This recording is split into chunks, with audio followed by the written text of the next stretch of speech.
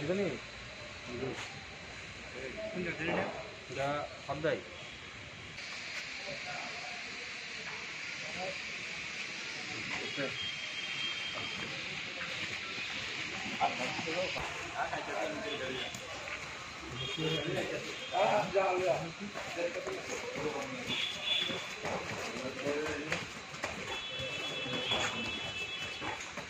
আজকে মাননীয় স্পেশাল জাজ ভিপি দেববর্মা মহোদয় একটা ঐতিহাসিক রায় প্রদান করেন। আজকে যেই মামলার রায় প্রদান করেন সেই মামলার নাম্বার হলো তেলিয়ামুড়া কেস কেস নাম্বার 50/2016। এই মামলায় 7 জন আসামি ছিলেন।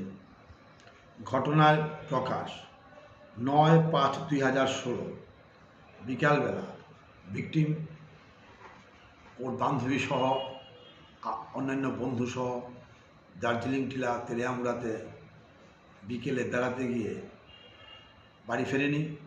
পরের দিন ভিকটিমের ডেড বডি পাওয়া যায় দার্জিলিং টিলা শ্মশান ঘাটের পাশে হদ্রায় রাস্তার মাঝখানে। এই মামলায় 7 জন আসামি অ্যারেস্ট হয়। তাদের নাম হলো বীরবল জমাতিয়া, বিনয় জমাতিয়া, সালফা জমাতিয়া, শুভ্রায় জমাতিয়া, থাইল্যান্ড জমাতিয়া, সালফা জমাতিয়া এবং খাকচান মুন্ডা। এই মামলায় আজকে পক্সো কেসে সালফা জমাতিয়ার 376D পক্সো 6 ধারায় 20 বছরের কারাদণ্ড মাননীয় স্পেশাল জাজ প্রদান করেন এবং 50,000 টাকা জরিমানা, অনাদে আরও 5 মাসের কারাবাস।